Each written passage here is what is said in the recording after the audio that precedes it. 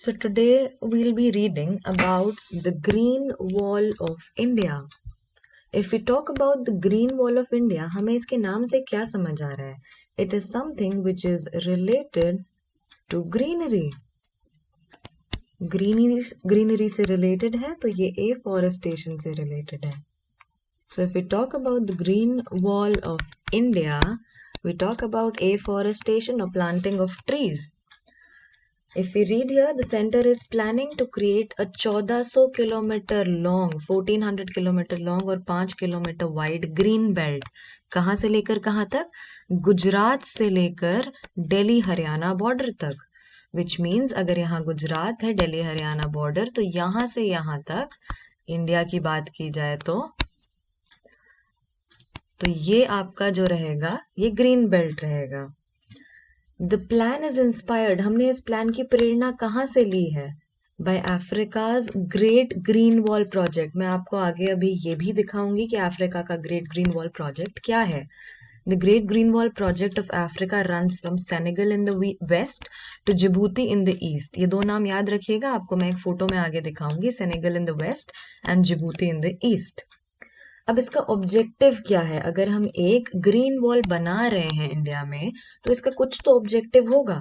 The objective of India's green wall will be to address the rising rates of land degradation. मतलब बहुत ज्यादा जो land degradation इस area में हो रहा है, स्पेशली यहाँ से थार डेजर्ट से जो एक्सपेंशन आगे इंडियन सब कॉन्टिनेंट की तरफ हो रहा है, उसको एड्रेस करना, उसको रोकना. Now the green belt that is being planned from Porbandar to Panipat. Porbandar is in Gujarat. From Porbandar to Panipat will help in restoring degraded land. जैसा मैंने आपको बताया कि डिग्रेडेड लैंड को रिस्टोर करने में हेल्प करेगा थ्रू एफॉरेस्टेशन. और ये कहाँ पे होगा? यहाँ पे हमें पता है कि अरावली हिल्स हैं. सो ये अरावली हिल रेंज के अलोंग किया जाएगा. Now, if we read about Aravali, Aravali has been identified as one of the key degraded zones. सबसे ज़्यादा अगर degraded, one of the degraded zones है तो वो Aravali hill range है. And India ने एक target set किया है. India has set a target to restore 26 million hectares of its land. Number याद रखिएगा, 26 million hectares of its land, and especially I think it is till 2030. हमें 2030 तक ये करना है.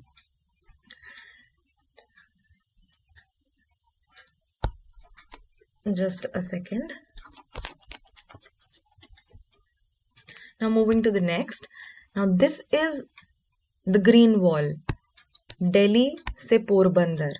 ये जो 1400 किलोमीटर लॉन्ग वॉल है, इसको हमने ग्रीन वॉल बोला है. The forest belt likely to run from Porbandar to Panipat, covering entire Aravalli. हम पूरी अरावली कवर कर रहे हैं. And it will act as a barrier. इसका एक और काम क्या है?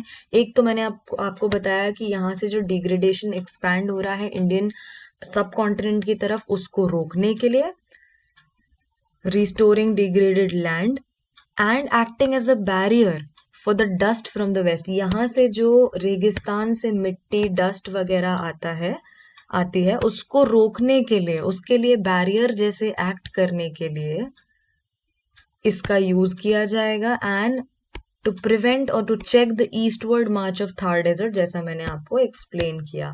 तो ये सारे यूजेस रहेंगे आपके ग्रीन वॉल ऑफ इंडिया के. नाउ मैंने आपको बताया कि हमने इसकी प्रेरणा कहाँ से ली? Great green wall of Africa से ली. It aims to restore. अब इसका क्या काम था? इसका काम था टू रिस्टोर अफ्रीका का डिग्रेडेड लैंडस्केप. अभी हम जो ग्रीन वॉल बना रहे हैं उससे हम अपने इंडिया के रीजन का डिग्रेडेड जो एरिया है उसको रिस्टोर करने की बात कर रहे हैं. This was for restoring Africa's degraded landscape. And ये जो इनिशिएटिव है ये अभी भी सिर्फ 15% कंप्लीट है, which means it's highly time consuming. ये टाइम लेगा. So it's better we start early. Once fully completed, the wall will be the largest living structure on the planet. Largest living structure on the planet. An 8,000 kilometre natural wonder. ये एक natural wonder रहेगा 8,000 kilometre. Now मैंने आपको बताया था कि ये waste दो नाम याद रखने के लिए, Senegal in the west and Djibouti in the east.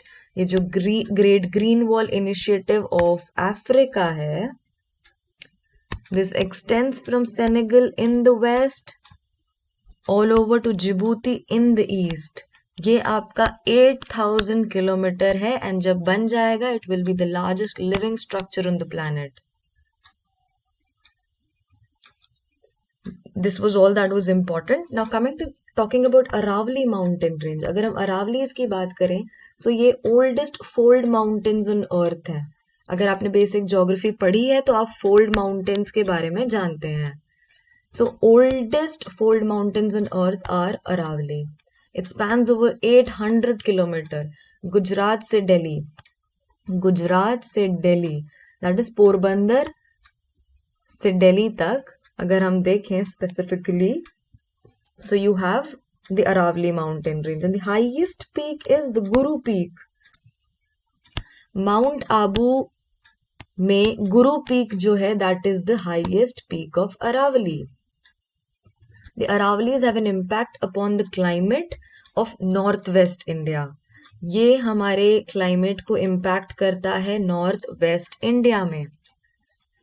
And if we talk about the concerns regarding it, ज्यादा चीजें इंपॉर्टेंट नहीं है, सो जो जो इंपॉर्टेंट है मैं बस वही कवर कर रही हूँ। The Aravalli range which separates western India's Thar desert has lost so much green cover. इसने इतना ज्यादा डिग्रेडेशन हो चुका है that it has lost a lot of its green cover, and that is the reason we are planning for afforestation and restoration of Aravali. The Thar Desert's expansion could threaten the greenery of India, which is the fertile belts of Punjab, Haryana, Western Uttar Pradesh and the Malwa region. Also the unauthorized mining is region mein. This is also one reason which has caused a lot of degradation.